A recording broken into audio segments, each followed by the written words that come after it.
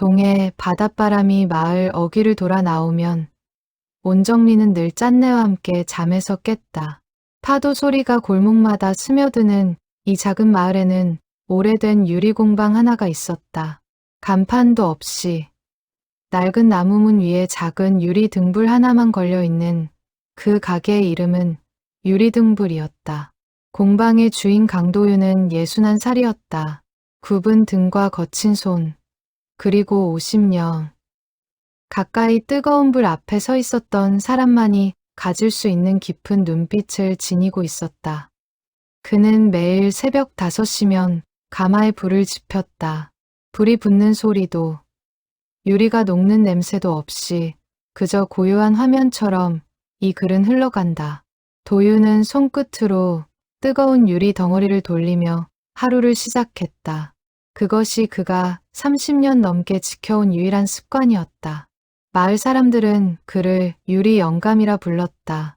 젊은 시절 서울에서 유리공예를 배우고 돌아와 고향인 온정리의 작은 공방을 차린 지도 벌써 35년이 흘렀다. 그의 작품은 화려하지 않았다. 오히려 소박하고 단단했다.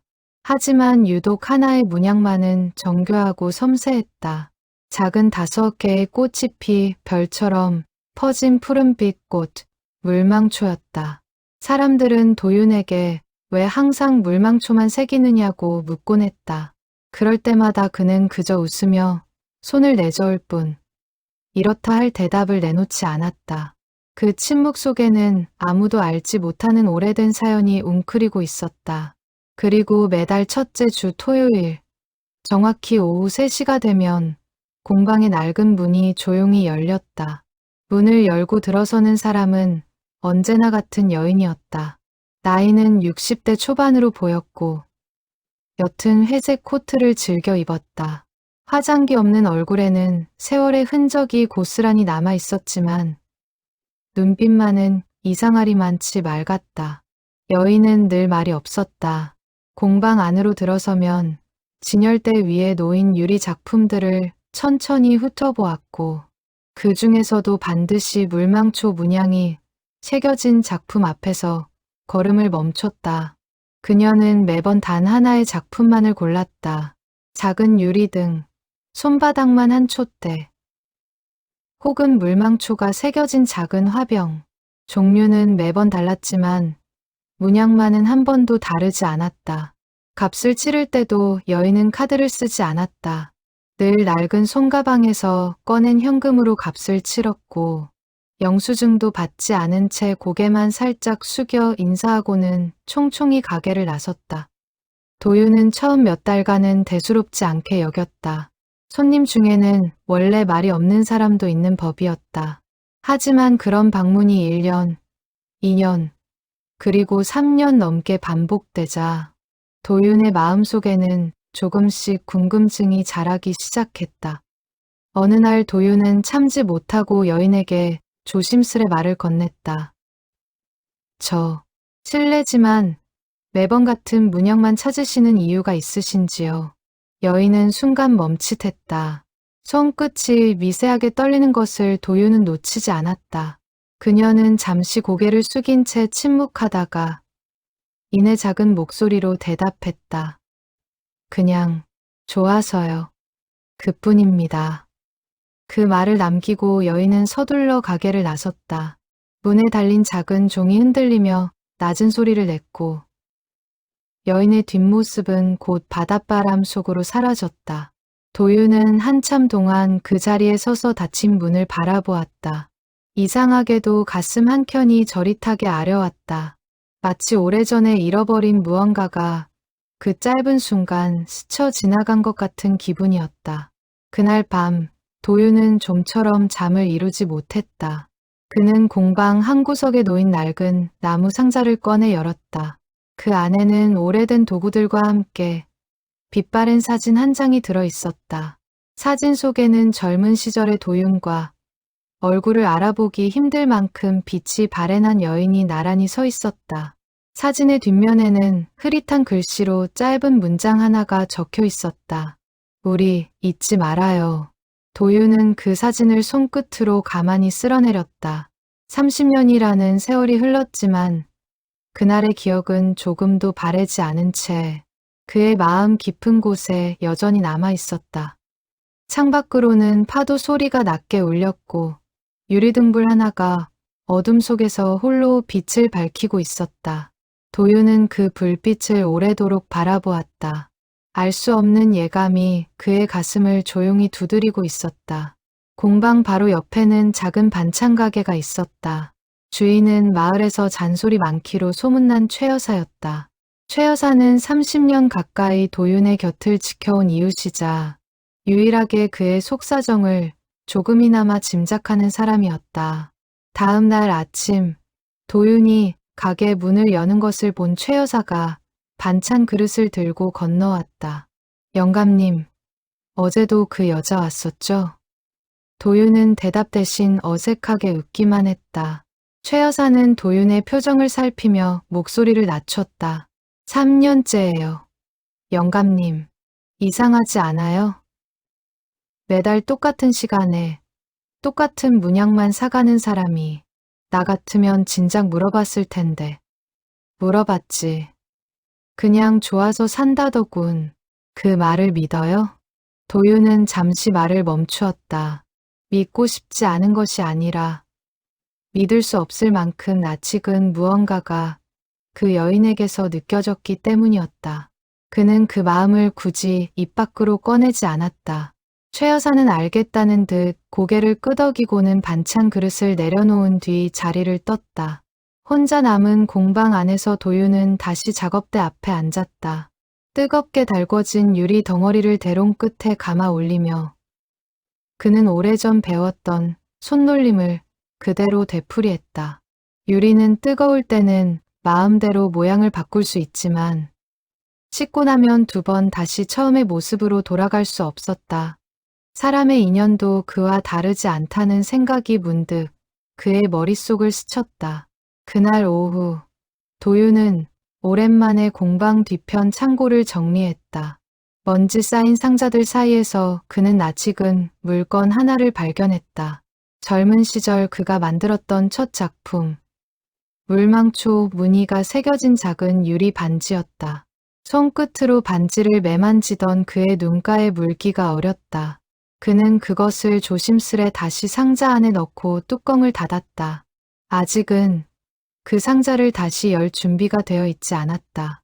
밤이 깊어지자 마을은 고요해졌다. 도윤은 공방 문을 잠그고 2층 살림집으로 올라갔다. 창밖으로 보이는 바다는 어둠 속에서도 은은하게 빛나고 있었다. 그는 오래도록 창가에 앉아 그 빛을 바라보았다. 다음 달 첫째 주 토요일이 오면 그 여인은 또 한 번 그 문을 열고 들어올 것이다. 그리고 그때는 반드시 물어보리라 다짐했다. 당신은 대체 누구시냐고. 도윤은 문득 35년 전 처음 이 마을에 공방을 열던 날을 떠올렸다. 그때 그는 아무것도 가진 것이 없었다. 낡은 작업복 한 벌과 서울에서 배워온 서투른 기술, 그리고 다시는 꺼내보지 않으리라 다짐했던 기억 하나가 전부였다.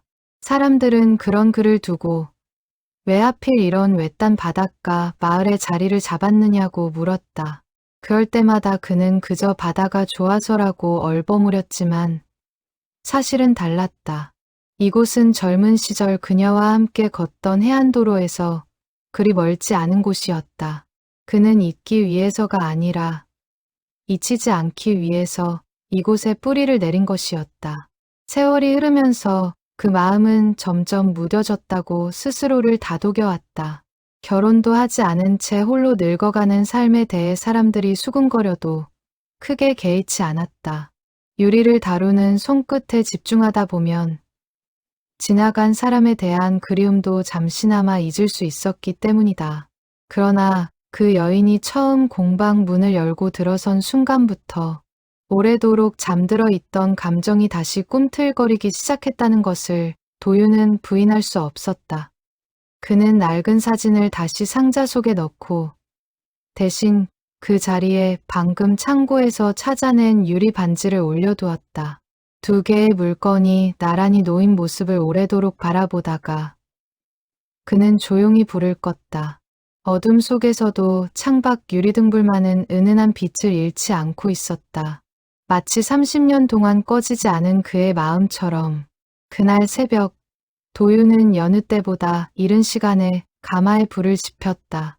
뜨거운 불빛이 어두운 공방 안을 붉게 물들이는 동안 그는 손끝으로 유리 덩어리를 이리저리 돌리며 마음을 다잡으려 애썼다. 하지만 손끝의 감각은 자꾸만 흐트러졌고 결국 그는 절반쯤 만들다 만 작품을 내려놓은 채 창밖을 바라보았다. 여명이 밝아오는 바다 위로 갈매기 몇 마리가 낮게 날아오르고 있었다. 도윤이 처음 유리를 배운 것은 23살, 서울의 한 작은 공방에서였다. 가난한 집안의 장남으로 태어난 그는 대학 대신 기술을 택했고 낮에는 공방에서 허드레시를 하며 어깨너머로 유리 다루는 법을 익혔다. 손끝이 여러 번 대고 갈라진 끝에야 겨우 대롱을 다룰 수 있게 되었을 무렵 그는 은채를 만났다. 이서은채.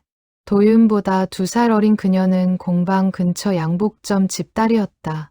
반듯한 이목구비에 조용한 성품을 지녔던 그녀는 매주 아버지의 심부름으로 공방에 옷감을 나르러 왔다가 도윤과 마주치곤 했다. 처음에는 그저 인사를 나누는 사이였지만 계절이 2번 바뀔 무렵에는 서로의 이름을 부르는 사이가 되어 있었다. 그해 여름, 두 사람은 종종 공방이 문을 닫은 늦은 오후에 근처 개천가를 함께 걸었다. 은채는 말수가 적었지만 도윤의 서툰 농담에도 늘 조용히 웃어주는 사람이었다. 도윤은 그녀 앞에서만큼은 유독 말이 많아졌다. 유리를 녹이는 온도, 대롱을 돌리는 각도, 색을 입히는 순서까지. 그는 자신이 배운 모든 것을 자랑하듯 늘어놓았고 은채는 그런 그의 이야기를 늘 진지하게 들어주었다. 이 다음에 내 이름으로 된 유리를 하나 만들고 싶어. 도윤이 어느 날 개천가에 앉아 그렇게 말했을 때 은채는 잠시 그를 바라보다가 조용히 물었다. 어떤 유리인데요? 세상에 하나뿐인 유리, 아무도 흉내낼 수 없는 나만의 문양이 새겨진 유리. 은채는 그 말을 듣고 웃으며 손끝으로 개천가에 핀 작은 꽃 하나를 가리켰다. 5개의 푸른 꽃잎이 별처럼 퍼진 자그마한 꽃이었다. 저 꽃 이름이 뭔지 아세요? 물망초예요. 나를 잊지 말아요라는 뜻을 가진 꽃이래요. 도윤은 그 말을 오래도록 마음에 담아두었다. 그날 이후 그는 밤마다 남몰래 공방에 남아 물망초 문양을 유리에 새기는 연습을 했다. 처음에는 서툴러서 몇 번이고 실패했지만 계절이 다시 한번 바뀔 무렵에는 제법 그럴듯한 물망초 무늬를 완성할 수 있게 되었다. 그해 가을, 도윤의 실력은 하루가 다르게 늘어갔다. 공방 주인은 그런 도윤을 눈여겨보며 점차 더 어려운 작업을 맡기기 시작했다. 처음에는 단순한 그릇이나 컵 정도였지만 나중에는 색을 입히고 무늬를 새기는 섬세한 작업까지 도윤의 몫이 되었다. 손끝이 뜨거운 유리에 대어 물집이 잡히는 날도 잦았지만 그는 단 한 번도 힘들다는 내색을 하지 않았다. 그 모든 인내의 밑바탕에는 저녁마다 자신을 기다려주는 은채의 존재가 있었다. 공방 주인은 어느 날 도윤을 불러 앉히고는 진지하게 말했다. 자네 손끝에는 남다른 게 있어. 몇 해만 더 다듬으면 이름을 걸고 작품을 내놓아도 부끄럽지 않을 거야. 그 말은 도윤에게 커다란 자신감을 심어주었다. 그는 그날 저녁 곧장 은채를 찾아가 그 이야기를 전했다. 은채는 자신의 일처럼 기뻐하며 도윤의 2 손을 꼭 감싸 쥐었다. 거봐요. 내가 뭘 했어요. 도윤 씨는 분명 훌륭한 유리공예가가 될 거라고 했잖아요. 그렇게 2 사람은 서로의 미래를 함께 그려나가며 하루하루를 쌓아갔다. 도윤에게 그 시절은 가난했지만 가장 반짝이던 나날이었다. 그 겨울 도윤은 자신이 처음으로 완성한 물망초 문양의 유리 반지를 은채에게 건넸다. 화려하지도 값비싸지도 않은 작은 반지였지만 그것은 도윤이 가진 모든 정성을 담은 물건이었다. 약속 하나만 하자. 내가 언젠가 반드시 이름 있는 유리공예가가 될 테니까 그때까지 나를 잊지 말아줘. 은채는 반지를 받아든 채 한참을 말없이 있다가 이내 눈물이 그렁한 눈으로 고개를 끄덕였다. 안 잊어요. 절대로. 그날 밤 두 사람은 앞으로의 날들을 두고 많은 이야기를 나누었다. 도윤이 언젠가 자신만의 공방을 차리면 은채는 그 공방의 첫 손님이 되어주겠노라 약속했다. 그리고 매달 첫째 주 토요일마다 물망초 문양이 새겨진 그의 작품을 하나씩 사 모으겠다고도 했다. 그것이 두 사람만의 작은 약속이었다. 왜 하필 매달 첫째 주 토요일이야? 도윤이 묻자 은채는 손가락을 꼽아가며 대답했다. 우리가 처음 개천가에서 이야기를 나눴던 날이 5월 첫째 주 토요일이었거든요. 그날을 잊지 않으려고요. 도윤은 그 섬세한 마음 씀씀이에 새삼 놀랐다. 자신은 미처 기억하지 못했던 사소한 날짜 하나까지 은채는 마음 깊이 새겨두고 있었던 것이다. 그는 그녀의 손을 가만히 잡으며 다짐하듯 말했다. 내가 늙어서 손이 떨려도 물망초만은 계속 새길게. 은채, 너를 위해서. 그 말에 은채는 눈시울을 붉히며 조용히 고개를 끄덕였다. 두 사람 사이에는 더 이상 말이 필요하지 않았다. 개천가에 걸린 달빛과 멀리서 들려오는 풀벌레 소리만이 그날 밤의 약속을 함께 지켜보고 있었다. 두 사람은 그 후로도 종종 그 개천가를 찾았다. 계절이 바뀔 때마다 풍경은 조금씩 달라졌지만 나란히 앉아 미래를 그려보는 두 사람의 모습만은 한결같았다. 도윤은 그 시간이 영원히 계속되리라 믿어 의심치 않았다. 가진 것은 없었지만 서로를 향한 마음 하나만으로도 충분히 부유하다고 느꼈던 나날들이었다. 가을이 깊어지면서 개천가의 풍경도 조금씩 쓸쓸해졌다. 낙엽이 물 위로 떨어져 흘러가는 모습을 바라보며 은채는 종종 알 수 없는 표정을 짓곤 했다.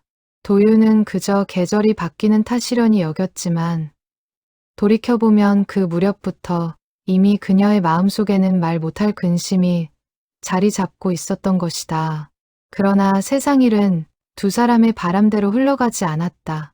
이듬해 봄, 은채의 아버지가 운영하던 양복점이 큰 화재로 모든 것을 잃었다. 설상가상으로 도윤의 아버지가 보증을 서주었던 빚까지 얽히면서 두 집안의 사정은 걷잡을 수 없이 꼬여버렸다. 도윤은 그때까지만 해도 그 일이 자신과 은채의 인연을 송두리째 뒤흔들어 놓으리라고는 짐작조차 하지 못했다. 두 사람이 함께 보낸 시간들은 화려하지 않았지만 더없이 충만했다.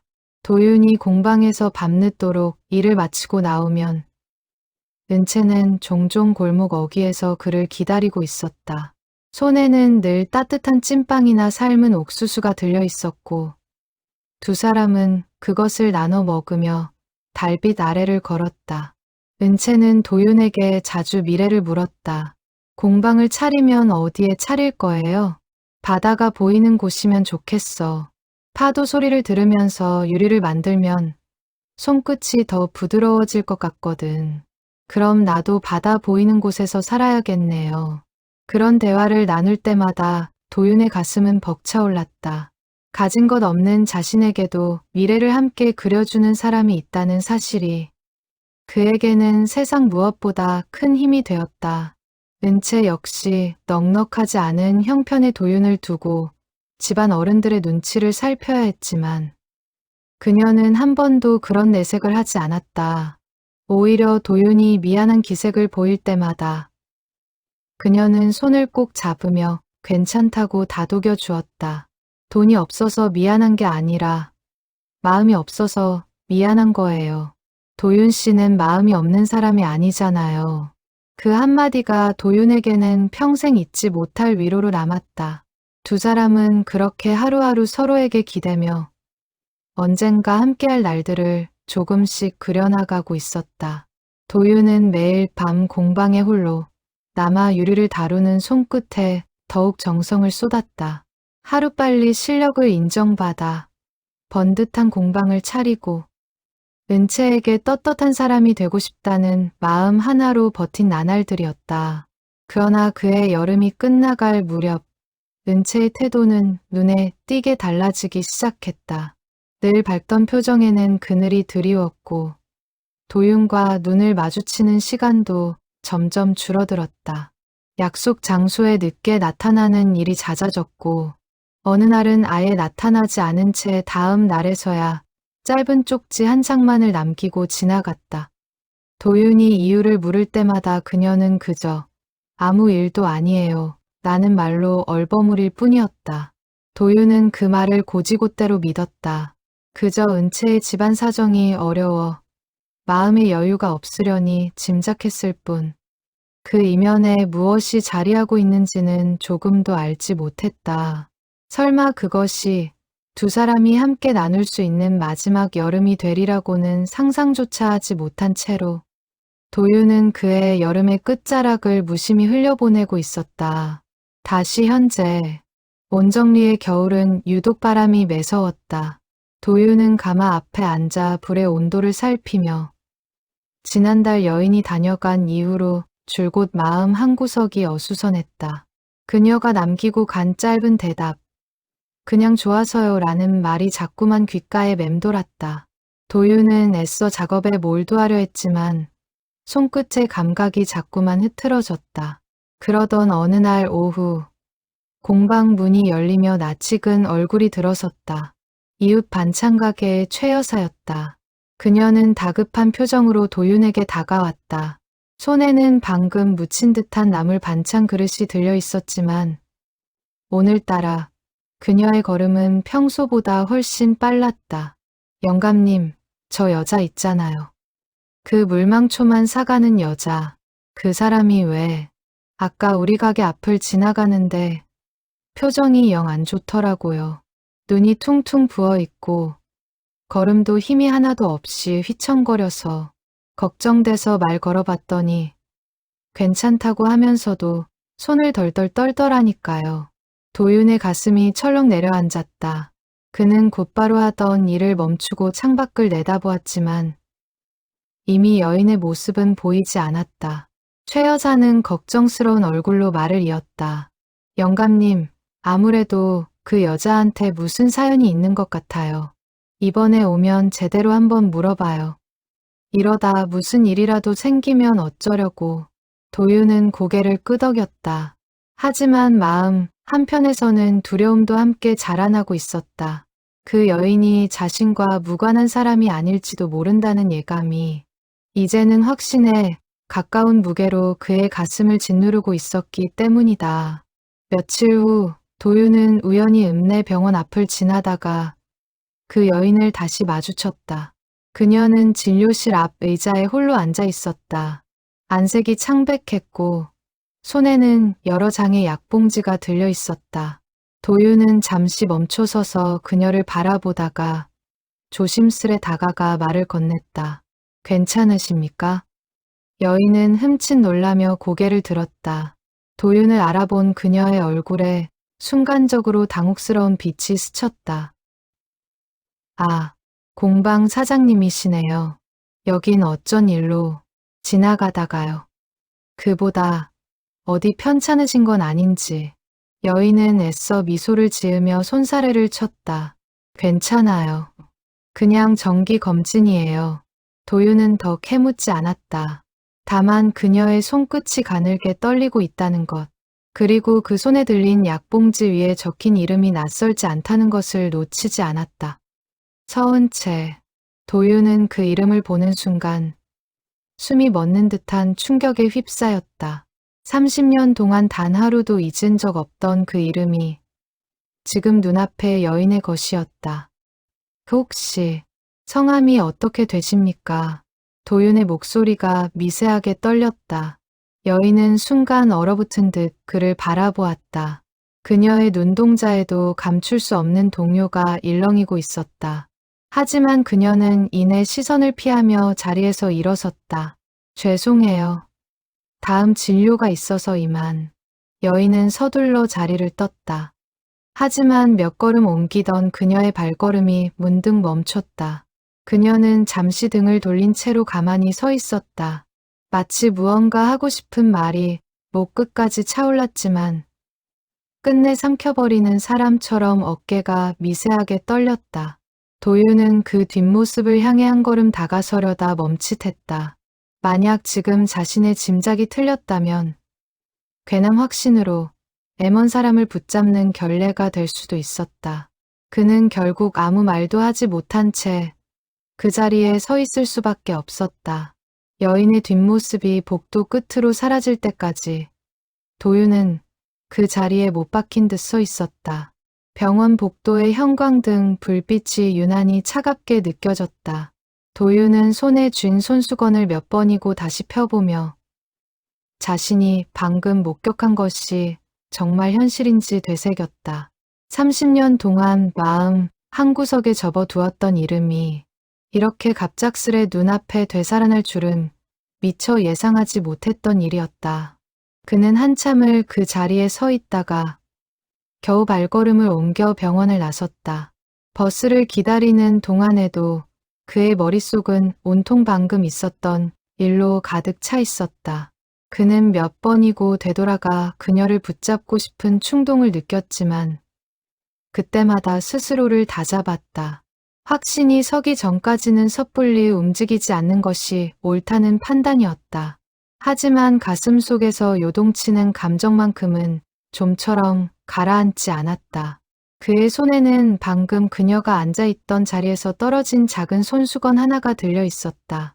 손수건 귀퉁이에는 낡고 흐릿하지만 분명하게 알아볼 수 있는 자수한 땀이 놓여 있었다.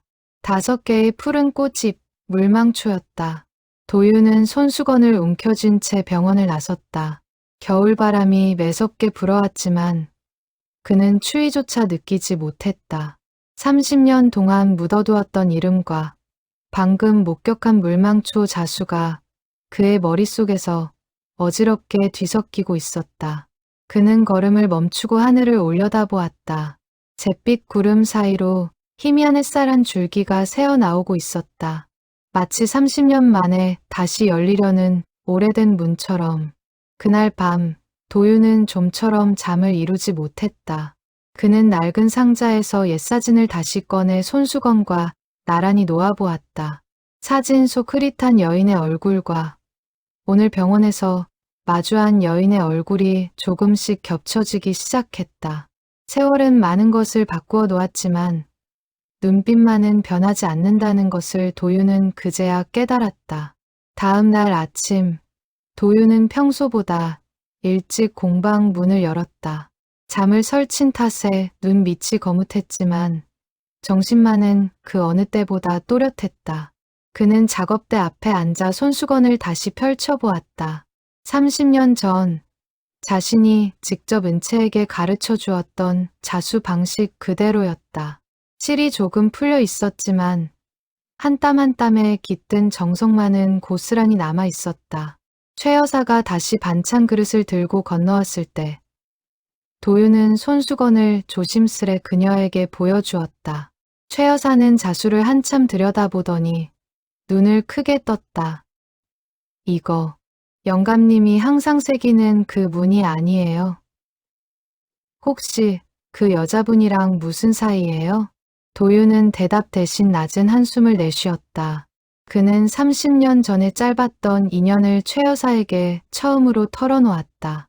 젊은 시절 서울에서 만났던 첫사랑, 갑작스러운 이별, 그리고 그 뒤로 단 한 번도 잊은 적 없는 이름 하나까지. 최 여사는 놀란 얼굴로 이야기를 듣다가 이내 안타까운 표정으로 도윤의 손을 잡았다. 세상에, 그런 사연이 있었을 줄이야. 그럼 이번 토요일에 그 여자분 오면 반드시 붙잡고 물어봐요.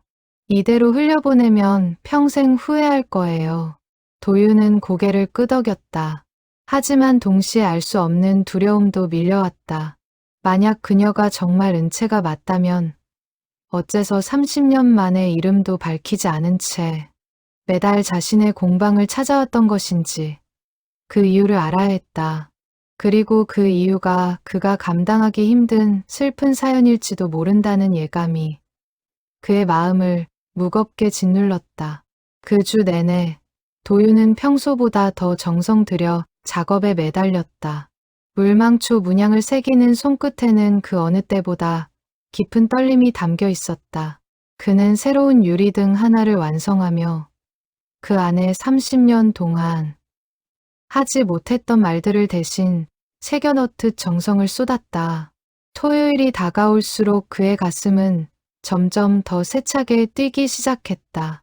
밤이 되면 도윤은 손수건을 꺼내 가만히 펼쳐보는 일이 잦아졌다. 낡은 무명천 위에 놓인 자수는 볼 때마다 조금씩 다른 감정을 불러일으켰다. 어느 날은 반가움에 가슴이 벅찼고 또 어느 날은 30년이라는 세월이 야속하게 느껴져 눈시울이 뜨거워졌다. 그는 손수건을 코끝에 가만히 대어보았다. 오래된 천에서는 아무 냄새도 나지 않았지만 그는 그 안에서 희미하게나마 옛 시절의 온기를 느끼는 듯했다. 그는 손수건을 가슴에 꼭 품은 채 오래도록 잠들지 못했다. 창밖에서는 겨울바람이 유리등불을 스치며 낮은 소리를 냈고 그 불빛은 밤이 깊도록 꺼지지 않은 채 방 안을 은은하게 비추고 있었다. 다시 30해 전 그의 늦가을 도윤은 은채의 변한 태도가 그저 집안 사정 때문이려니 여기며 애써 마음을 다잡고 있었다. 낙엽이 하나둘 떨어지는 개천가를 걸으면서도 그는 애써 불안한 예감을 떨쳐내려 했다. 그러나 어느 비 오는 저녁 은채가 평소와 다른 얼굴로 그를 찾아왔다. 화장기 없는 얼굴은 창백했고 눈은 오래도록 온 사람처럼 붉게 부어 있었다. 도윤 씨, 할 이야기가 있어요. 그녀의 목소리는 낮고 떨렸다. 도윤은 불길한 예감에 가슴이 철렁했지만 애써 태연한 척 그녀를 개천가로 이끌었다. 늦가을 밤바람이 차갑게 두 사람의 옷깃을 스쳤다. 은채는 한참을 망설이다가 겨우 입을 열었다. 저 다음 달에 혼인하기로 했어요. 도윤은 순간 자신의 귀를 의심했다. 몇 번이고 되물었지만 은채의 대답은 달라지지 않았다. 그녀는 시선을 바닥에 떨군 채 상대는 아버지가 정해준 사람이며 집안 사정으로 더는 미룰 수 없는 혼사라고만 짧게 설명했다. 도윤은 믿을 수 없다는 얼굴로 그녀의 어깨를 붙잡았다. 우리가 나눈 약속은, 물망초 반지는 그게 전부 거짓이었단 말이야? 은채는 아무 대답도 하지 못한 채 눈물만 흘렸다. 도윤은 그녀의 침묵이 오히려 더 잔인하게 느껴졌다. 그는 알 수 없는 배신감과 분노에 휩싸였지만 동시에 그녀의 텅 빈 눈빛에서 말로 다하지 못하는 깊은 슬픔을 읽어낼 수 있었다. 하지만 그때의 도윤은 너무 어렸고 너무 아팠기에 그 이면을 헤아릴 마음의 여유가 없었다. 이유라도 말해줘. 왜 갑자기 이러는지 최소한 이유는 알아야 할 거 아니야. 은채는 입술을 깨물며 고개를 저었다. 미안해요. 그냥 저를 잊어주세요. 그게 도윤 씨한테도 좋은 일이에요. 그 말을 끝으로 은채는 뒤도 돌아보지 않고 빗속으로 사라졌다. 도윤은 그 자리에 오래도록 서서 그녀가 사라진 골목을 바라보았다. 손에 쥐고 있던 물망초 반지가 빗물에 젖어 차갑게 식어가고 있었다. 그는 그것을 힘껏 움켜쥐었다. 손바닥이 아려울 만큼 세게 쥐었지만 마음의 통증에 비하면 아무것도 아니었다. 그 후로 도윤은 몇 번이고 은채의 집을 찾아갔지만 문은 매번 굳게 닫혀 있었다. 그녀의 아버지는 도윤을 문전에서 매몰차게 내쫓았고 이웃들은 안타까운 눈으로 그를 바라볼 뿐 아무런 사정도 알려주지 않았다. 한 번은 담장 너머로 은채의 이름을 애타게 부르다가 그녀의 오라비에게 멱살을 잡히기까지 했다. 오라비는 낮은 목소리로 이렇게 경고했다. 자네가 계속 이러면 은채만 더 힘들어져. 이쯤에서 그만두게. 그 말 속에 담긴 알 수 없는 무게감을 그때의 도윤은 미처 헤아리지 못했다. 그는 그저 자신을 향한 원망과 경계로만 받아들였을 뿐, 그 이면에 다른 사정이 숨어 있으리라고는 짐작조차 하지 못했다. 며칠 후 공방 주인마저 도윤을 조용히 불러 앉히고는 더는 그 집안 근처에 얼씬거리지 말라며 신신당부했다. 공방 주인의 얼굴에도 어딘가 석연치 않은 그늘이 스쳐 지나갔지만 그는 끝내 자세한 사정을 입에 담지 않았다. 결국 도윤은 은채의 혼례가 치러지던 날 먼발치에서 가마를 타고 떠나는 그녀의 모습을 지켜볼 수밖에 없었다. 색색의 비단으로 꾸며진 가마가 골목을 빠져나가는 동안 도윤은 전봇대 뒤에 몸을 숨긴 채 숨죽여 그 광경을 지켜보았다.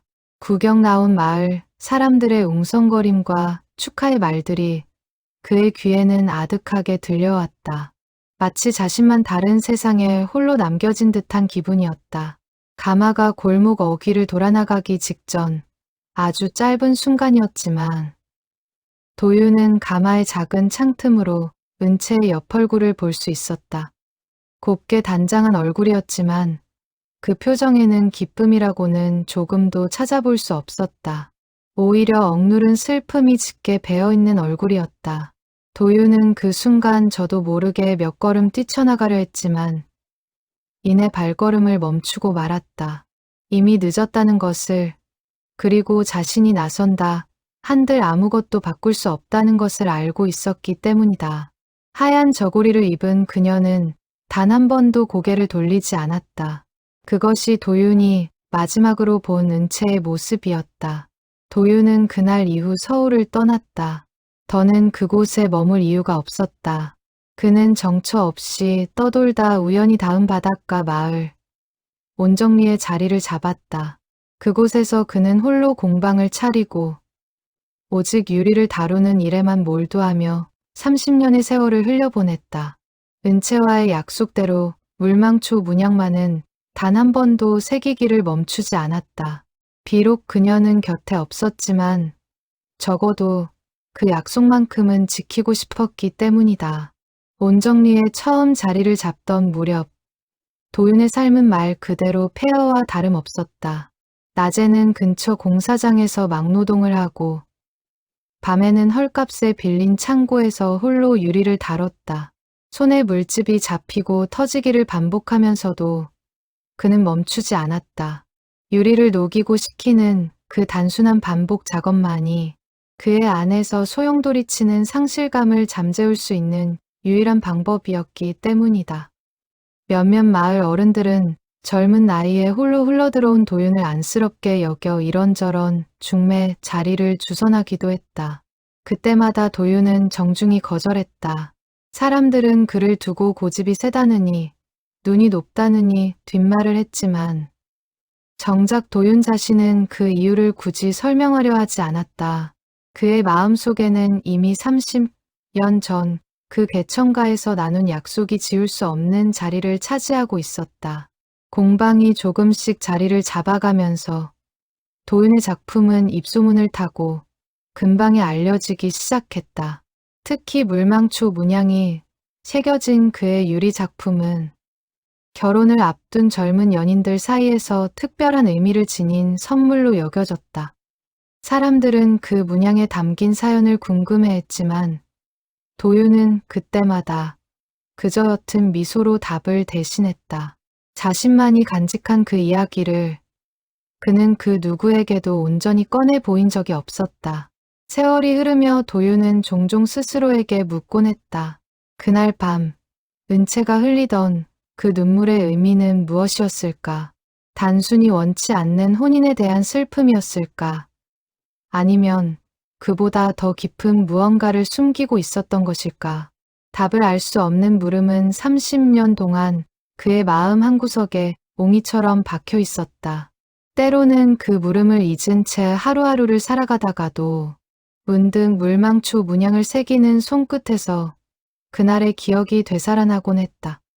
그리고 이제 그 오래된 물음의 답이 어쩌면 매달 첫째 주 토요일마다 조용히 공방 문을 열고 들어서는 그 여인에게 있을지도 모른다는 예감이 그의 가슴을 무겁게 짓누르고 있었다.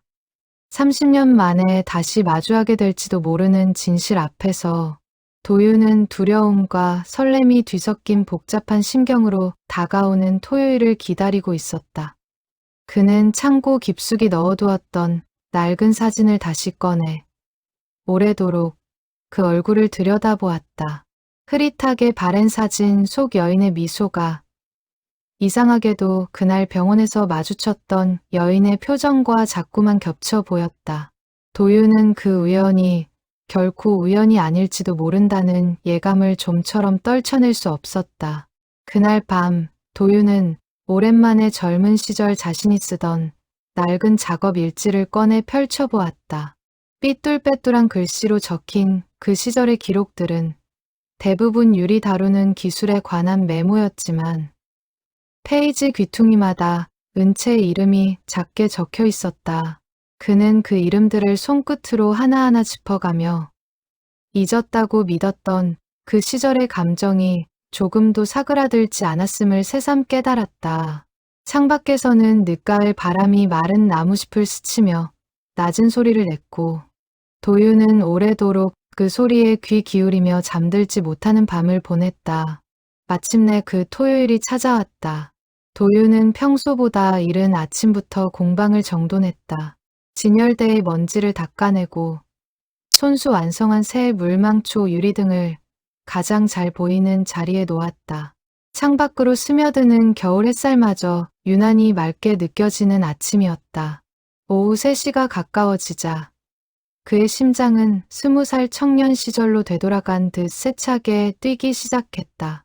정확히 3시, 낡은 문에 달린 종이 낮게 울렸다. 여인이 들어섰다.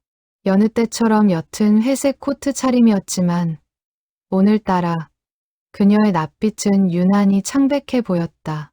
그녀는 늘 그랬듯 진열대를 천천히 훑어보다가 물망초 문양이 새겨진 새 유리등 앞에 멈춰섰다.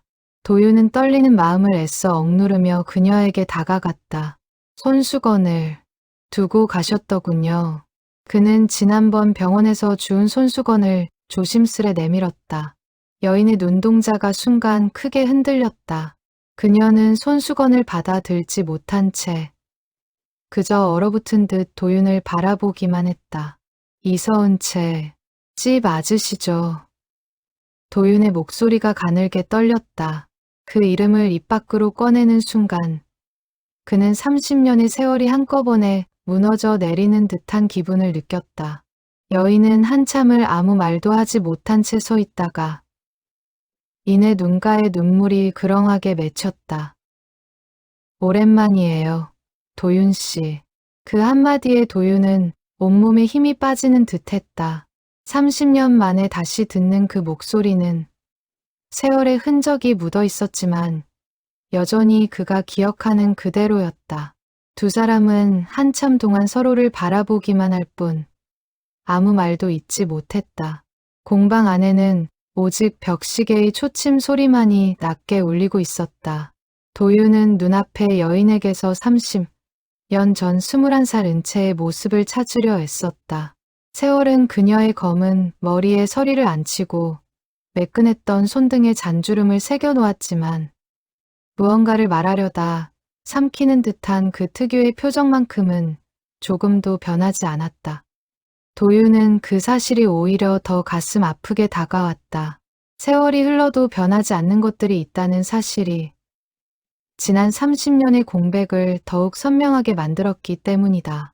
은채 역시 도윤을 찬찬히 바라보고 있었다.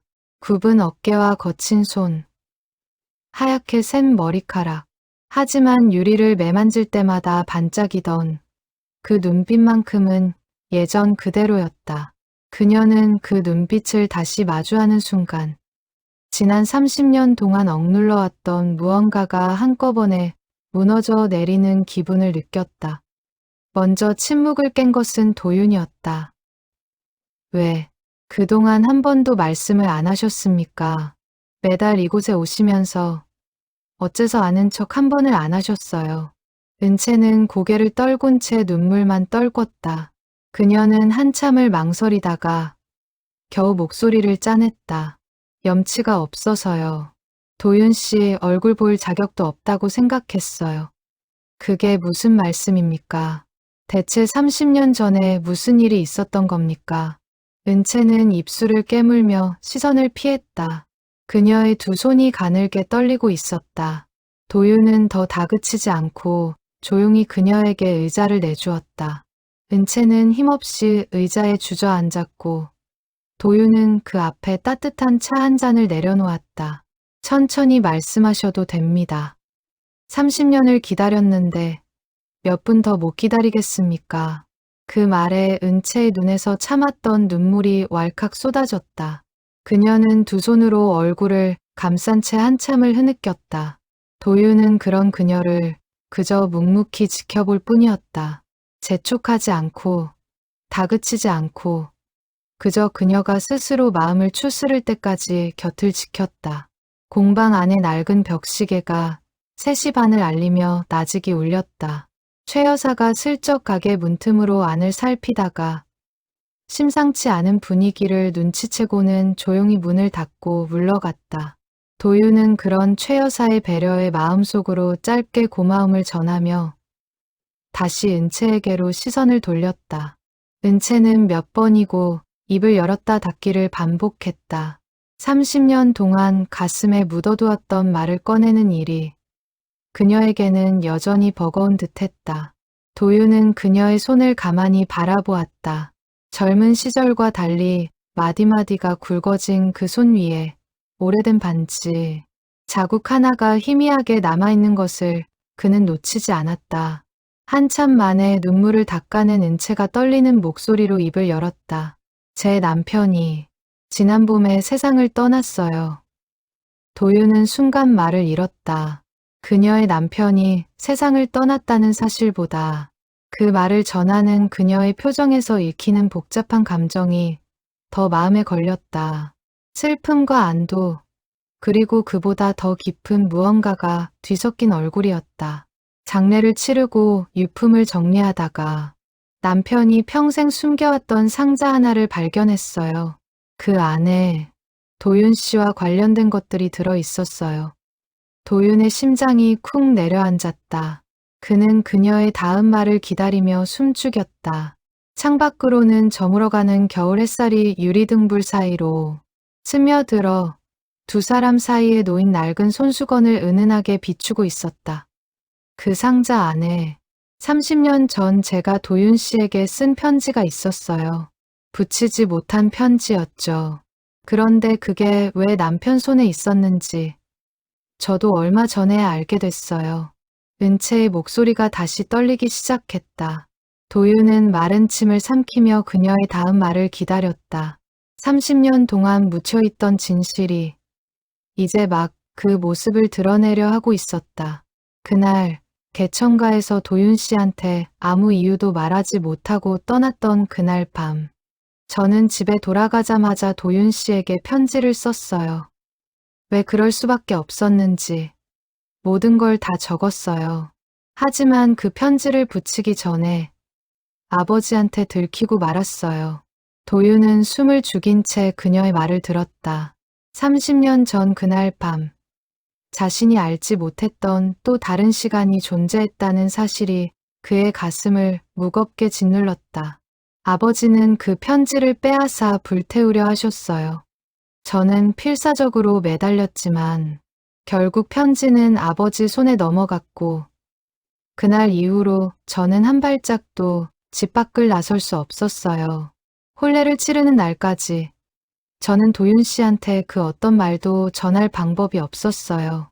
도윤의 머릿속에 30년 전 자신을 문전에서 내쫓던 은채의 아버지와 낮은 목소리로 경고하던 그녀의 오라비 모습이 스쳐 지나갔다.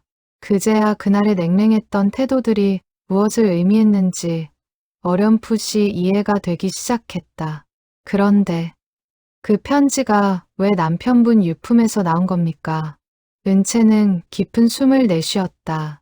그녀의 눈빛에는 오래도록 사귀지 못한 회한이 짙게 배어 있었다. 제 남편은 원래 저희 아버지 밑에서 일하던 사람이었어요. 아버지가 그 편지를 없애라고 맡겼는데 차마 태우지 못하고 몰래 간직하고 있었대요. 나중에 저와 혼인한 뒤에도 그 사실을 끝내 저한테 말하지 못했다고 유서에 적어 놓으셨더라고요. 도윤은 순간 말을 잃었다.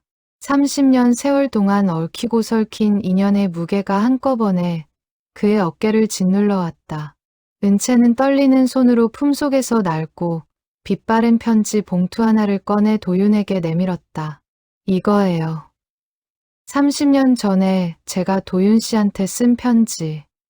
도윤은 떨리는 손으로 그 편지를 받아 들었다. 봉투는 30년의 세월만큼이나 누렇게 발해 있었지만 겉면에 적힌 낯익은 필체만큼은 여전히 선명했다. 강도윤 님께 그 6글자를 보는 순간 도윤의 눈시울이 뜨겁게 달아올랐다. 그는 봉투를 손에 쥔 채 한참을 열지 못했다.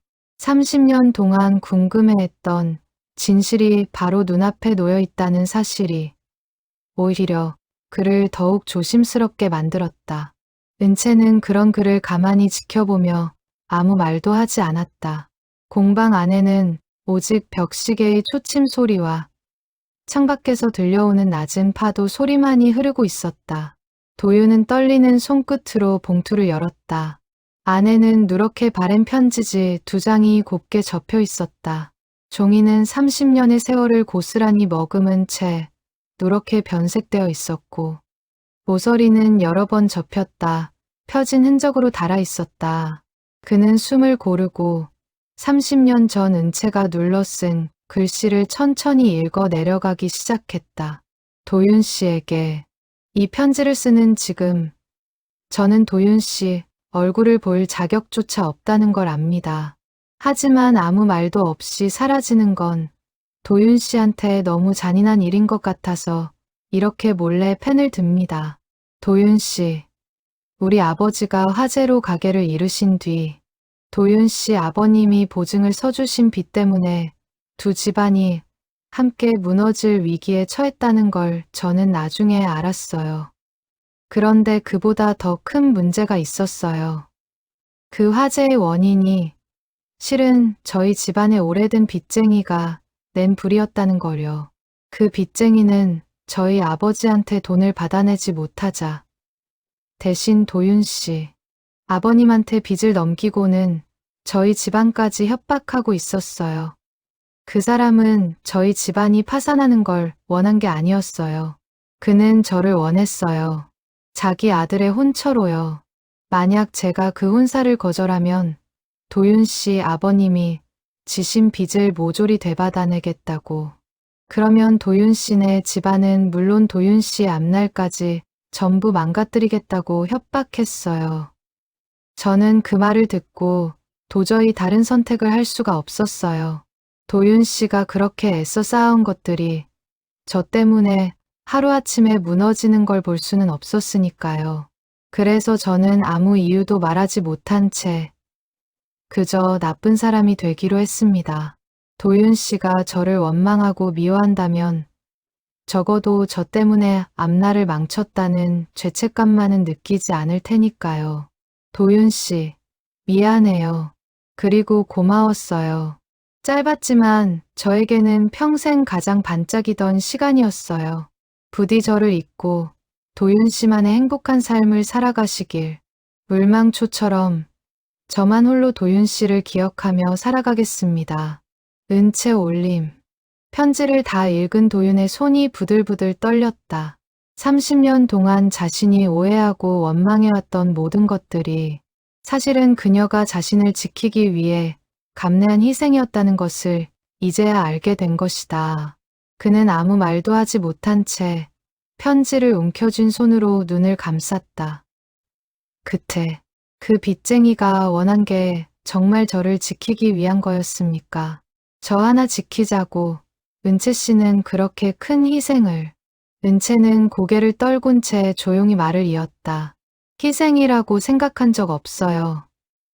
그때는 그게 최선이라고 생각했어요. 도윤 씨가 다치지 않는 게 저한테는 가장 중요한 일이었으니까요. 도윤은 눈물을 삼키며 그녀를 바라보았다. 30년 전 자신을 향해 매몰차게 등을 돌리던 그녀의 뒷모습이 새롭게 다가왔다. 그것은 배신이 아니라 말하지 못한 사랑의 다른 얼굴이었던 것이다. 그럼 남편분은 그 화제를 낸 사람의 아들이었습니까? 은채는 고개를 끄덕였다. 네, 처음엔 원망도 많이 했어요. 하지만 살아보니 그 사람도 아버지의 강요에 못 이겨 그 혼사를 받아들인 거였더라고요. 그이도 평생 죄책감 속에 살았던 것 같아요. 제가 도윤 씨 이야기를 한 번도 꺼내지 않았는데도 가끔 밤이면 미안하다는 말을 혼잣말처럼 되뇌곤 했으니까요. 도윤은 그 말에서 또 다른 슬픔의 결을 읽어냈다. 세 사람 모두가 저마다의 방식으로 그 오랜 세월을 죄책감과 그리움 속에서 살아온 것이었다. 그는 편지를 조심스레 접어 가슴에 품었다. 편지, 이제야 도착했네요. 30년이나 늦게 도윤의 말에 은채는 조용히 웃음 지었다. 눈물 속에서 피어난 그 미소는 30년 전 개천가에서 보았던 것과 조금도 다르지 않았다. 도윤은 문득 지난 3년간 그녀가 매달 이곳을 찾아왔던 이유를 물었다. 그럼 매달 이곳에 오신 건 언제부터였습니까?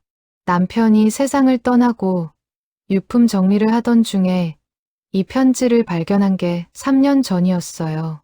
그 편지를 읽고 나서 도저히 가만히 있을 수가 없었어요.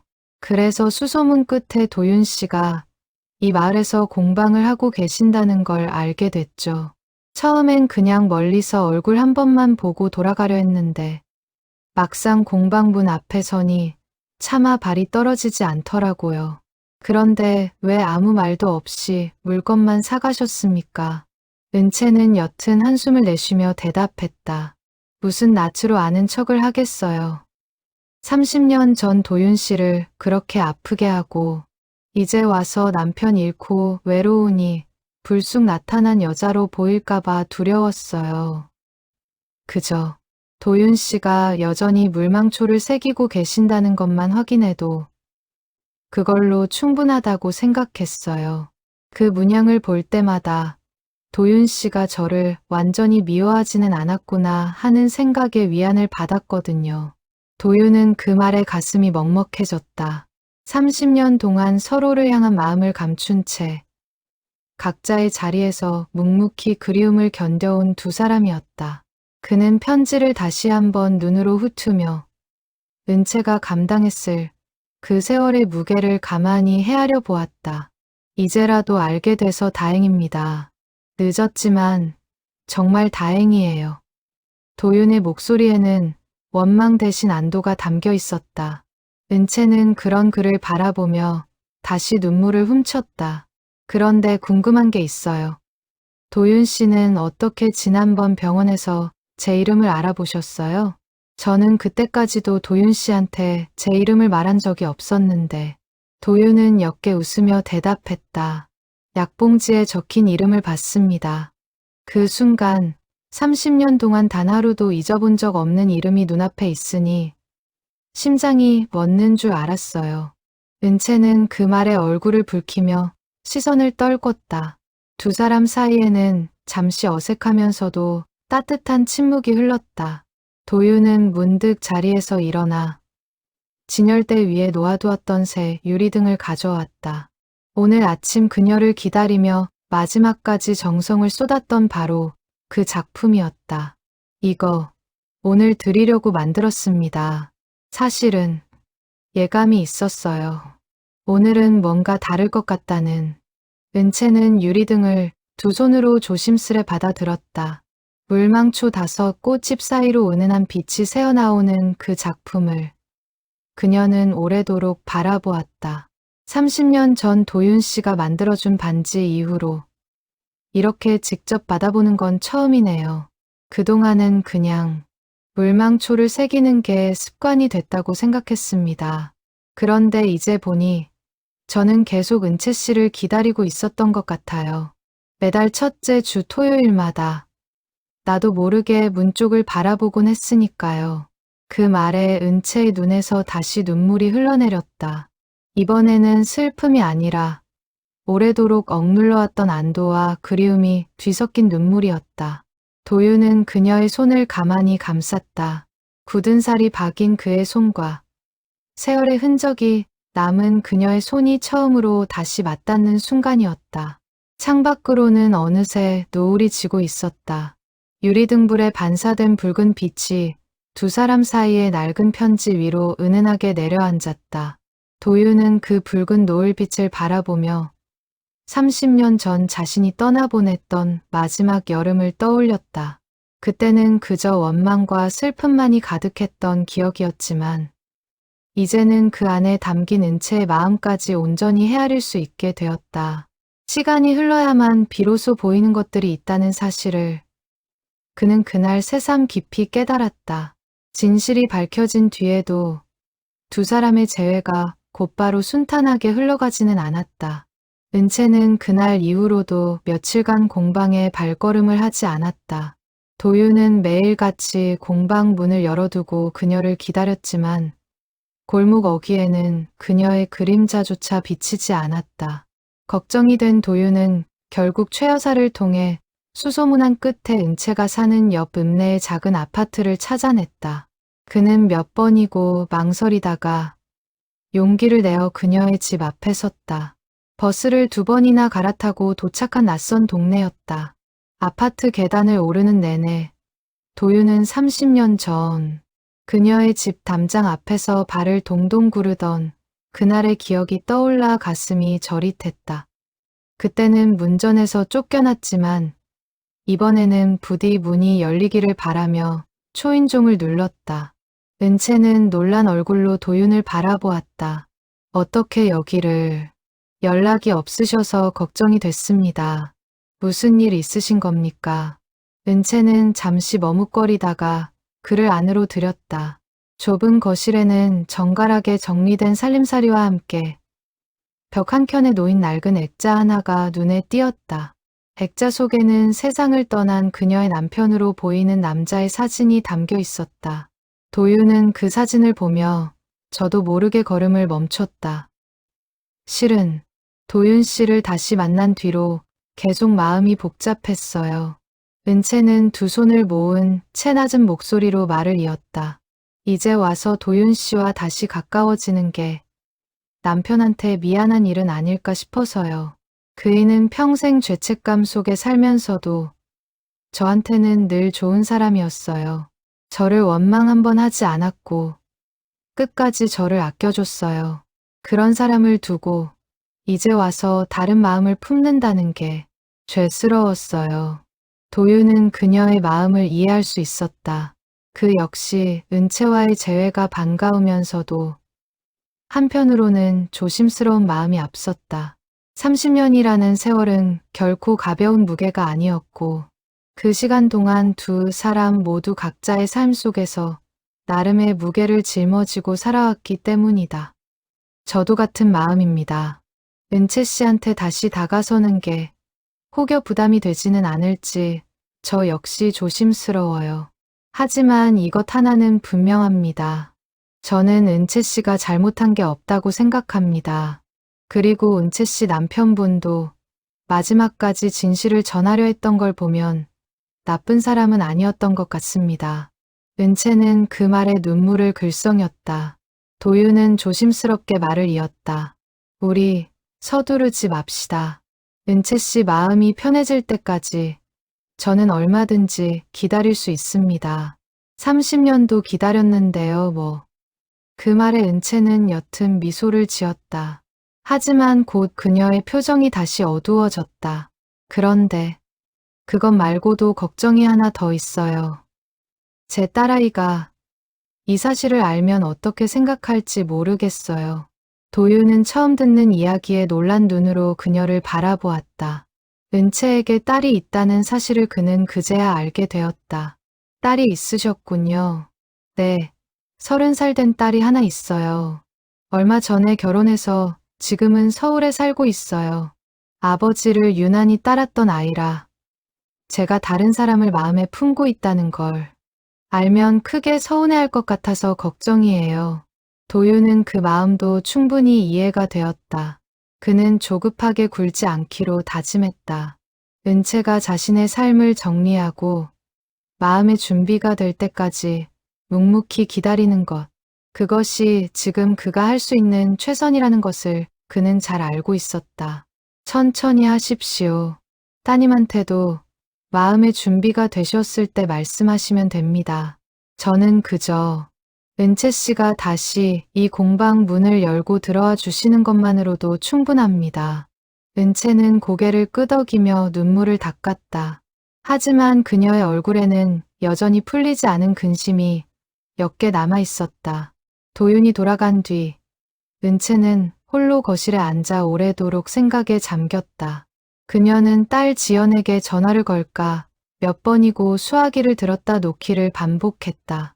지연은 어릴 적부터 아버지를 각별히 따랐다.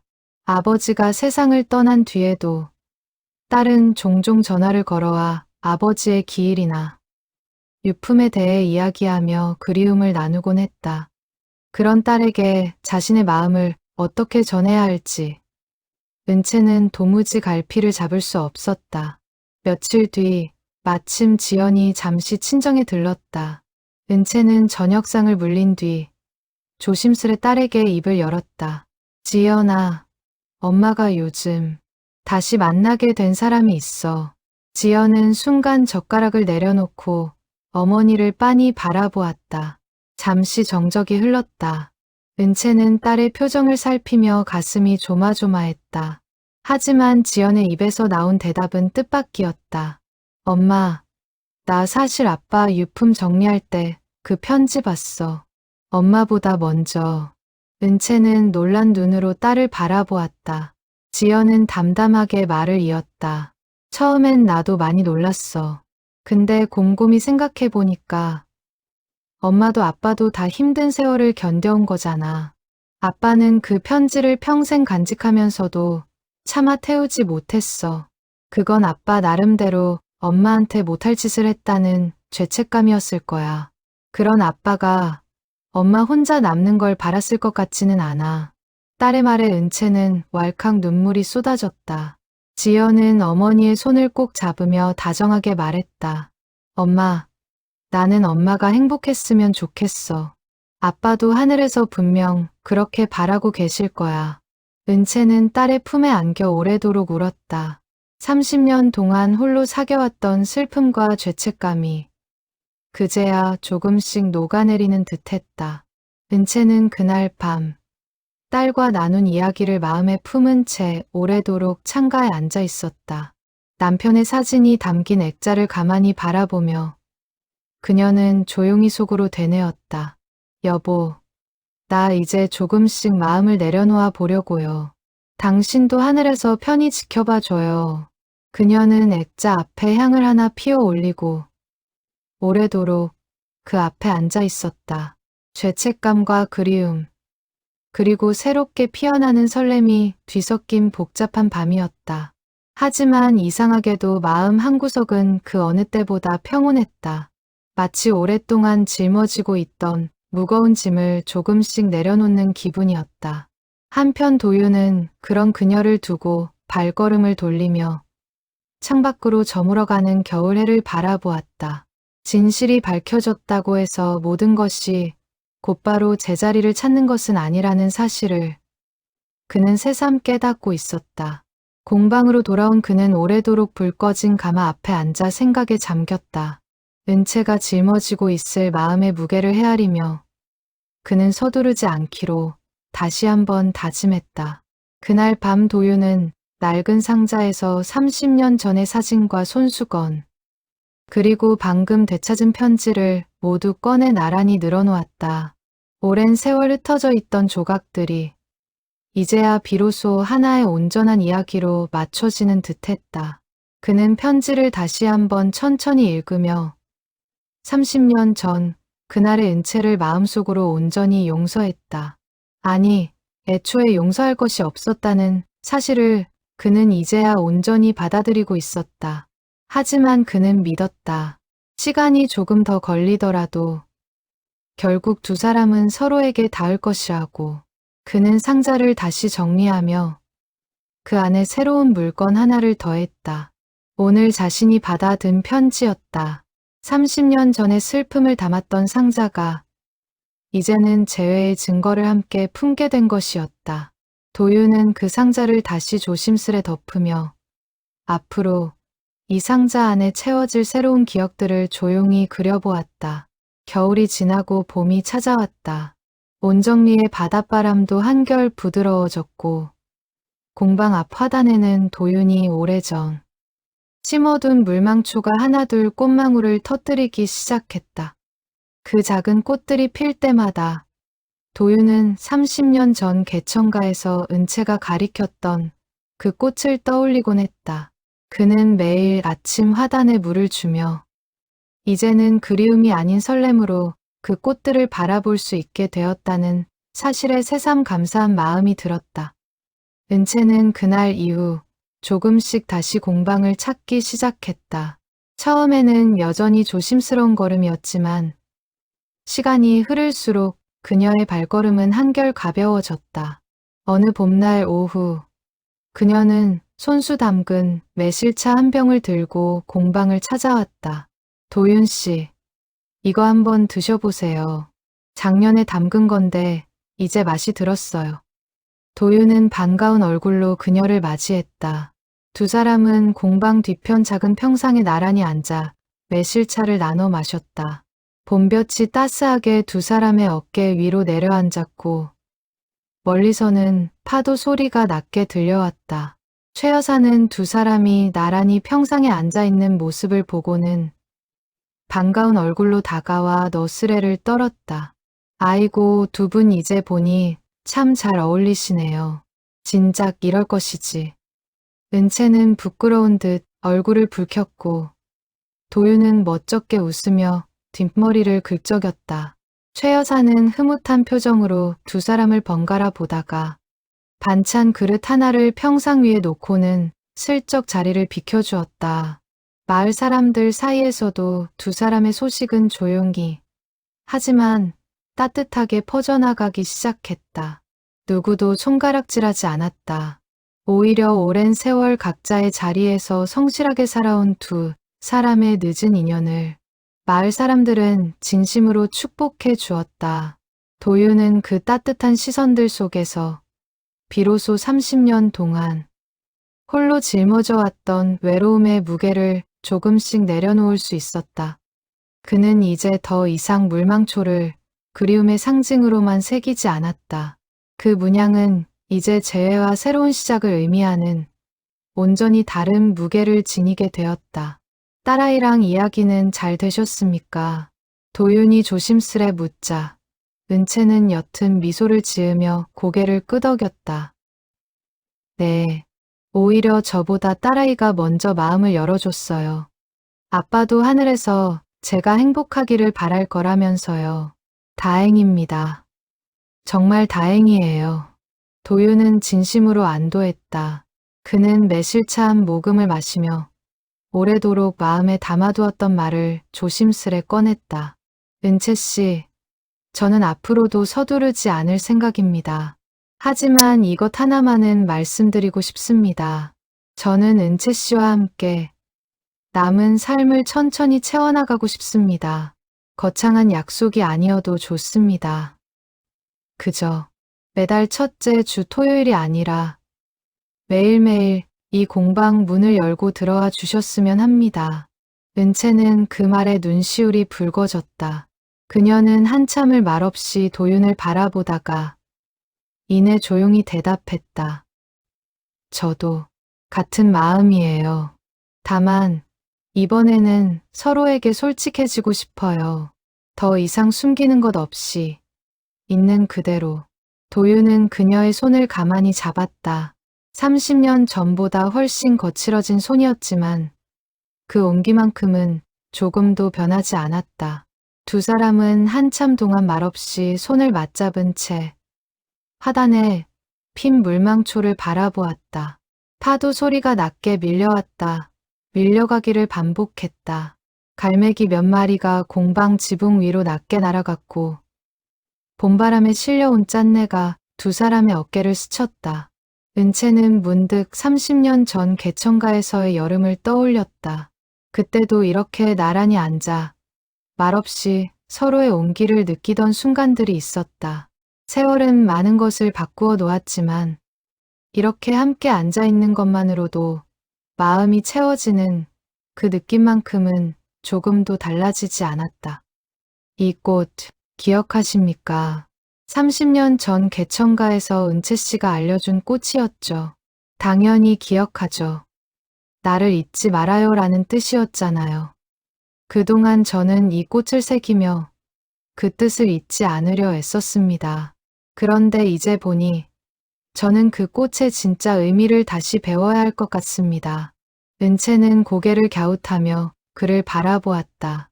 도윤은 옅게 웃으며 말을 이었다. 이제부터는 잊지 않는 것을 넘어서 함께 새로운 기억을 만들어가고 싶습니다. 그것이 지금 이 꽃이 저희에게 주는 새로운 의미가 아닐까 합니다.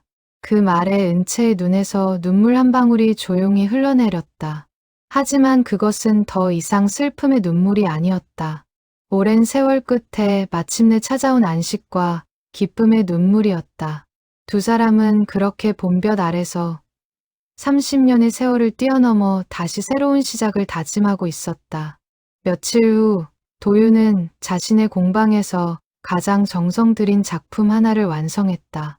물망초 5송이가 둥글게 어우러진 커다란 유리등이었다. 그는 그것을 공방 가장 중앙, 누구나 볼 수 있는 자리에 걸었다. 마을 사람들은 그 작품을 볼 때마다 그 안에 담긴 사연을 궁금해했지만 도윤은 이제 더 이상 그 이야기를 숨기지 않았다. 30년의 기다림 끝에 되찾은 사랑을 그는 비로소 세상에 떳떳이 내보일 수 있게 되었다. 그날 저녁, 은채는 도윤의 공방 2층 살림집에 처음으로 초대받았다.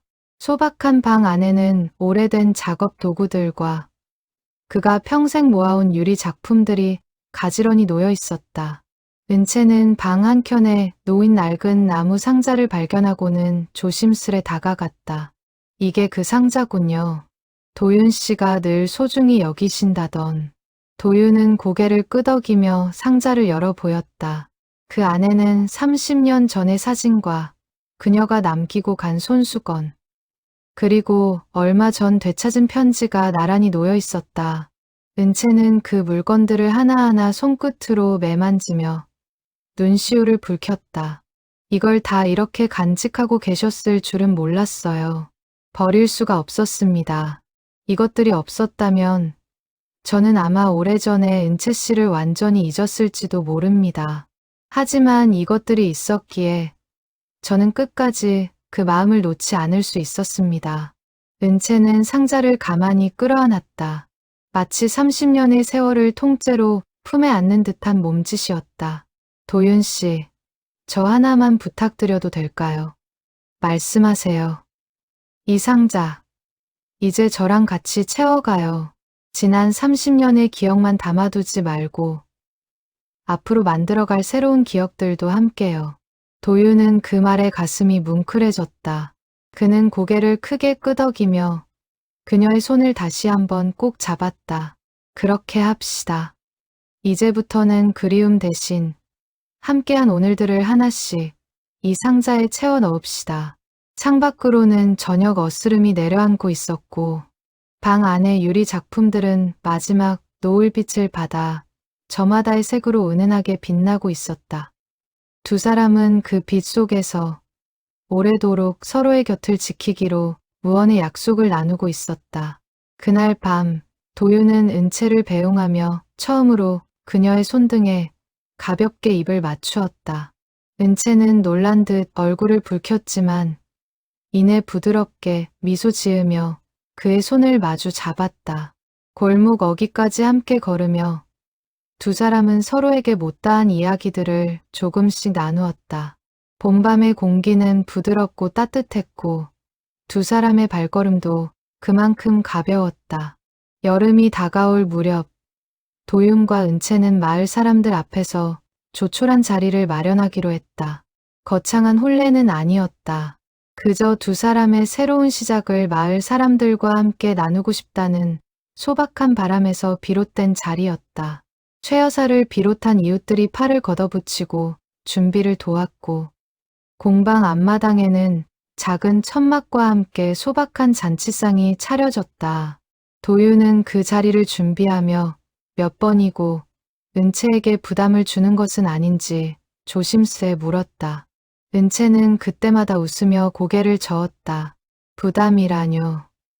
오히려 저는 이런 자리를 마련해주는 도윤 씨가 고마울 뿐이에요.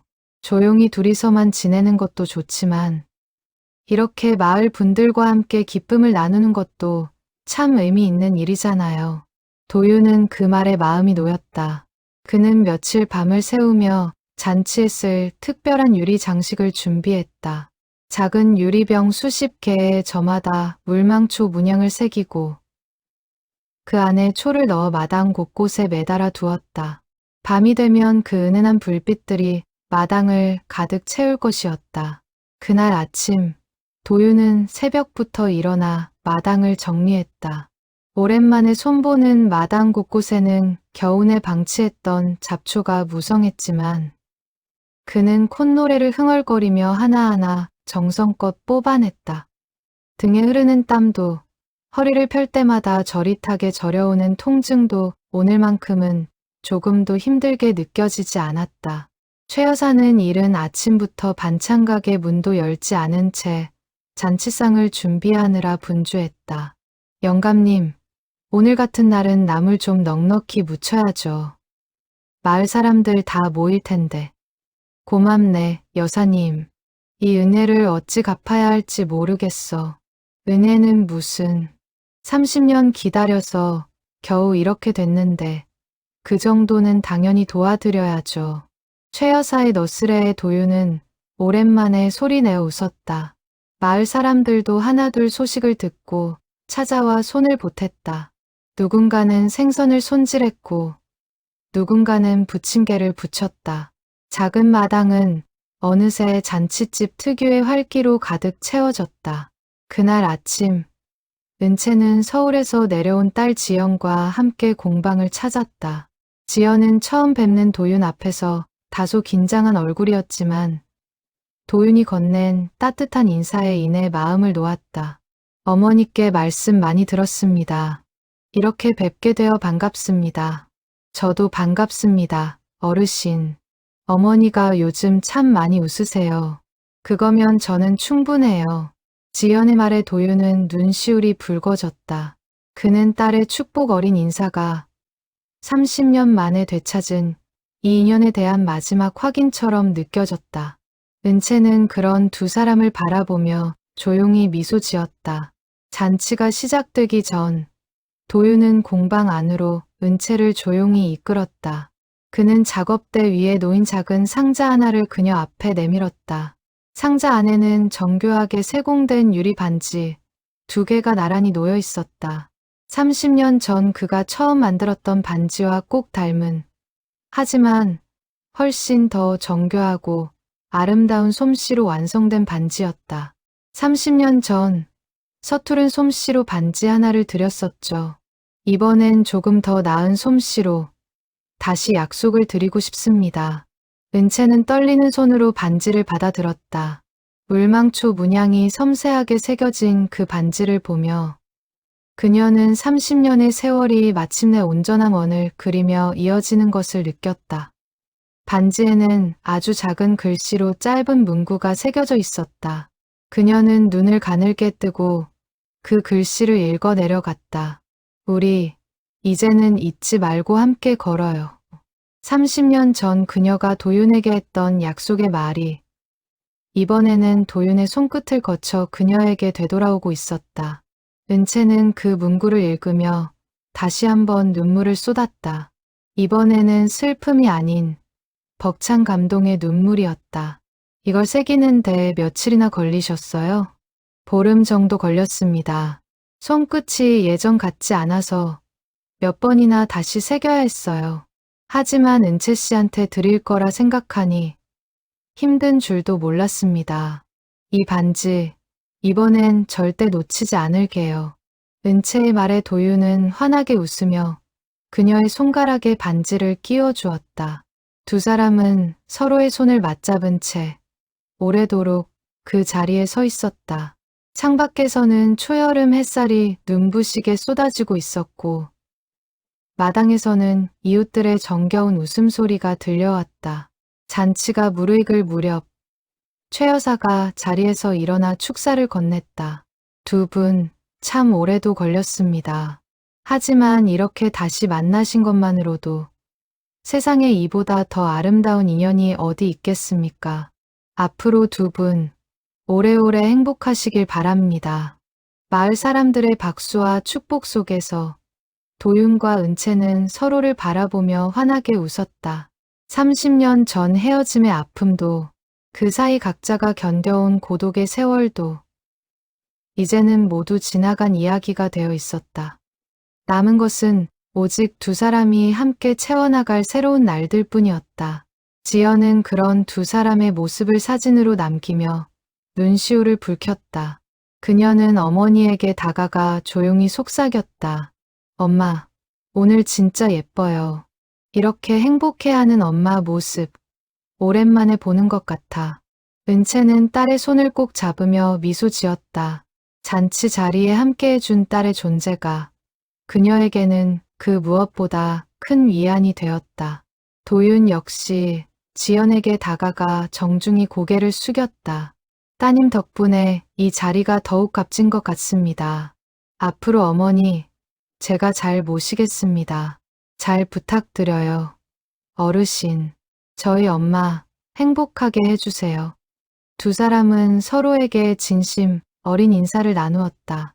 그날 저녁, 잔치가 끝난 뒤 도윤과 은채는 나란히 앉아 노을 지는 바다를 바라보았다. 은채는 도윤의 어깨에 가만히 머리를 기댔다. 도윤 씨, 우리 이제부터 뭘 하면 좋을까요? 도윤은 잠시 생각에 잠기다가 부드럽게 대답했다. 거창한 계획은 필요 없을 것 같습니다.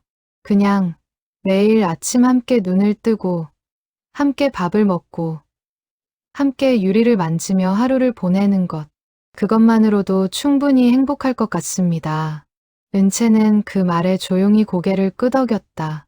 두 사람은 그렇게 노을이 완전히 저물 때까지 말없이 서로의 곁을 지켰다.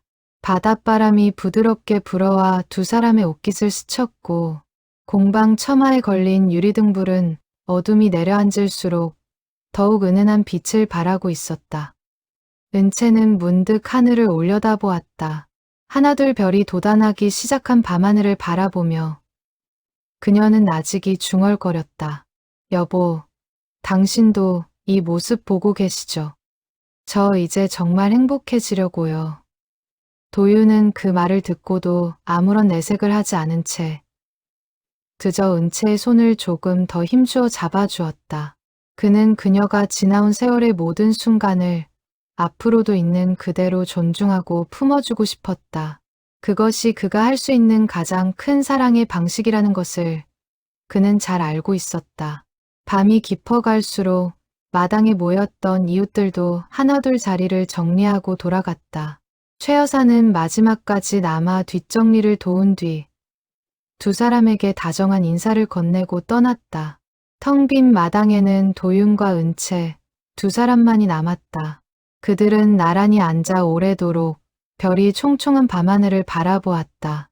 30년의 기다림 끝에 마침내 찾아온 이 고요하고 평화로운 밤이 두 사람에게는 그 무엇보다 값진 선물처럼 느껴졌다. 은채는 문득 자신의 손에 끼워진 반지를 어루만지며 나직이 말했다.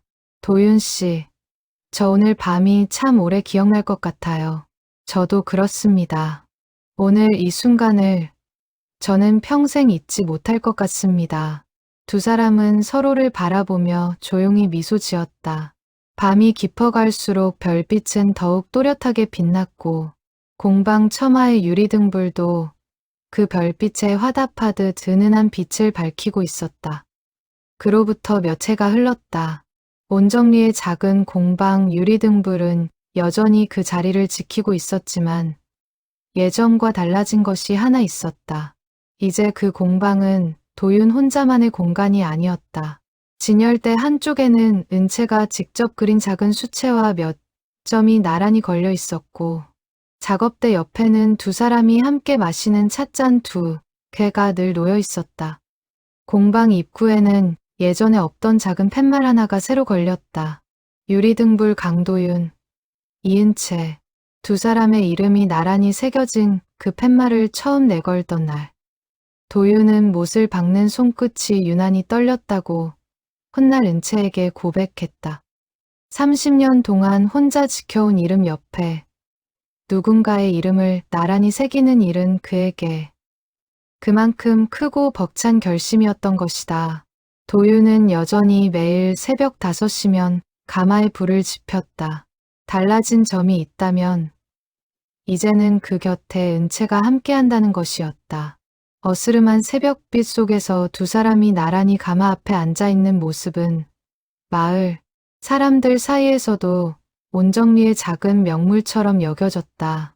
그녀는 능숙하지는 않았지만 도윤의 곁에서 유리를 다루는 법을 조금씩 배워가고 있었다.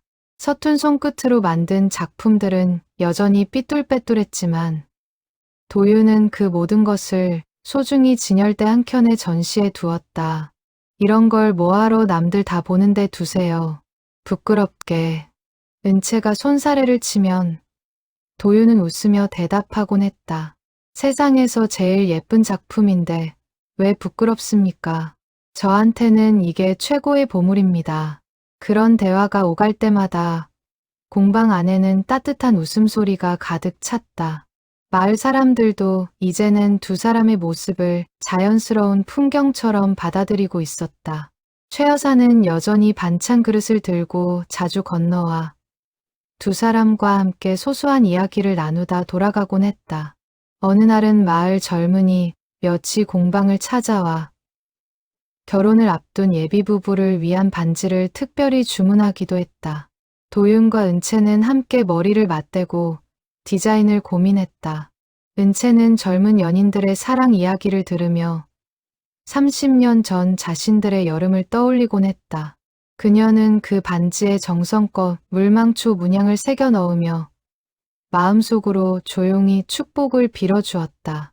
부디 이 젊은 연인들은 자신들처럼 오랜 세월을 돌아오지 않고도 곧장 행복에 닿을 수 있기를. 공방을 찾는 손님들 중에는 종종 두 사람의 사연을 궁금해하는 이들도 있었다. 그럴 때마다 최 여사는 자랑스러운 얼굴로 나서서 이야기를 들려주곤 했다. 이 두 분 이야기를 들으면 아마 눈물 쏙 빠질 거려. 30년 만에 다시 만난 첫사랑이라니까요. 글쎄, 그 이야기를 들은 손님들은 하나같이 감탄하며 두 사람을 축복해 주었다. 도윤과 은채는 그런 관심이 조금은 쑥스러웠지만 싫지만은 않았다. 오히려 자신들의 이야기가 누군가에게 작은 희망이 될 수 있다면 그것으로 충분히 의미 있다고 여겼다. 물망초 문양은 이제 도윤 혼자만의 문양이 아니었다. 은채 역시 그 문양을 새기는 법을 배워 두 사람이 함께 완성하는 작품들이 하나둘 늘어갔다. 사람들은 그 작품들을 유독 아끼며 찾았다. 두 노년의 손끝에서 태어난 세월과 사랑이 함께 녹아든 유리 작품이라는 소문이 입에서 입으로 퍼져나갔기 때문이다. 어느 봄날 지연이 손주를 안고 온정리를 찾았다. 이제 막 걸음마를 뗀 아이는 공방 안을 아장아장 돌아다니며 신기한 듯 유리 작품들을 바라보았다. 도윤은 그런 아이를 위해 작은 물망초 모양의 유리굿을 하나를 만들어 손에 쥐어주었다. 할아버지가 만든 거야. 소중히 가지고 있으렴. 아이는 영문도 모른 채 그 구슬을 꼭 쥐고 까르르 웃었다. 은채는 그 모습을 바라보며 눈시울을 붉혔다. 30년 전 개천가에서 나눴던 짧은 사랑의 약속이 이렇게 대를 이어 새로운 생명에게까지 전해지는 순간이었다. 지연은 그런 어머니의 모습을 바라보며 조용히 다가와 팔짱을 꼈다. 엄마, 요즘 정말 얼굴이 좋아 보여요. 도윤 어르신이랑 지내시면서 10년은 젊어지신 것 같아. 그러니? 나도 요즘 하루하루가 참 감사해. 이 나이에 이런 행복을 다시 누릴 줄은 몰랐거든. 은채의 대답에 지연은 환하게 웃으며 어머니를 꼭 안았다. 도윤은 그런 모녀의 모습을 흐뭇하게 바라보다가 아이를 향해 다시 한번 다정한 눈길을 보냈다. 그는 문득 자신에게 없었던 자식과 손주의 자리를 이렇게 은채의 가족을 통해 채워가고 있다는 사실에 깊은 감사함을 느꼈다. 혈연으로 맺어지지 않았어도 마음으로 맺어진 인연 역시 그에 못지않게 깊고 따뜻할 수 있다는 것을 그는 30년 만에 되찾은 사랑을 통해 새롭게 배우고 있었다. 그날 저녁, 지연 가족이 떠난 뒤 도윤과 은채는 공방 앞 평상에 나란히 앉았다. 노을이 붉게 물든 바다를 바라보며 은채가 조용히 입을 열었다. 도윤 씨, 우리 참 먼 길을 돌아왔죠. 그러게요. 하지만 이제 와서 생각해보면 그 먼 길도 우리한테 필요했던 시간이 아니었을까 싶습니다. 그 시간이 있었기에 지금 이 순간이 더 소중하게 느껴지는 것 같습니다. 은채는 고개를 끄덕이며 도윤의 어깨에 살며시 기댔다. 두 사람은 그렇게 오래도록 말없이 바다를 바라보았다. 파도는 여전히 같은 자리에서 밀려왔다. 밀려가기를 반복했고 공방 처마에 걸린 유리등불은 저물어가는 하루를 은은하게 비추고 있었다. 우리 앞으로 몇 번의 봄을 더 함께 볼 수 있을까요? 은채가 문득 던진 물음에 도윤은 잠시 생각에 잠기다가 부드럽게 웃으며 대답했다. 몇 번이 될지는 아무도 모르지요. 하지만 그 봄이 몇 번이 되었든 저는 매 순간을 은채 씨와 함께 온전히 느끼며 살아가고 싶습니다. 남은 날이 짧다고 아쉬워하기보다 지금 이 순간이 얼마나 소중한지를 기억하며 살아가고 싶어요.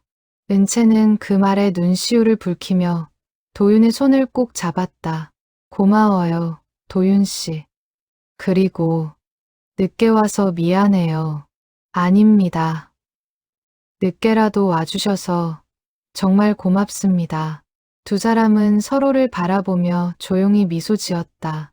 물망초의 꽃말처럼 두 사람은 서로를 잊지 않고 살아온 30년의 세월을 지나 이제는 서로를 온전히 기억하며 함께 살아가는 나날을 보내고 있었다. 유리 속에 담긴 마음은 뜨거운 불길 속에서도 결코 녹아 없어지지 않고 오히려 더욱 단단하고 아름다운 모양으로 완성되어 갔다.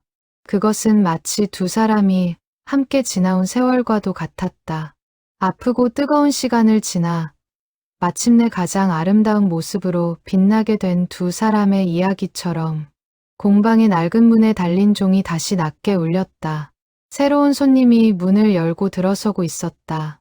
도윤과 은채는 서로를 바라보며 미소 지은 뒤 나란히 자리에서 일어나 손님을 맞이하러 걸어갔다. 그들의 뒷모습 위로 저녁 햇살이 따스하게 내려앉고 있었다. 손님은 이제 막 20을 넘긴 앳된 얼굴의 젊은 여인이었다. 그녀는 진열대를 천천히 둘러보다가 물망초 문양이 새겨진 작은 유리 목걸이 앞에서 걸음을 멈추었다. 도윤은 그 모습에서 30년 전 개천가에서 처음 물망초를 가리키던 은채의 모습을 떠올리며 옅게 미소 지었다. 은채는 그런 도윤의 표정을 알아채고는 조용히 그의 손을 마주 잡았다. 세월은 흘러도 사랑이 태어나는 자리에는 언제나 같은 설렘이 깃든다는 것을 두 사람은 그 젊은 손님의 눈빛에서 다시 한번 확인하고 있었다. 온정리의 바다는 오늘도 변함없이 파도를 실어 날랐고 공방의 유리등불은 앞으로도 오래도록 그 자리에서 은은한 빛을 밝히고 있을 것이다. 30년의 기다림 끝에 다시 이어진 인연처럼 그 빛은 쉽게 꺼지지 않을 것이었다.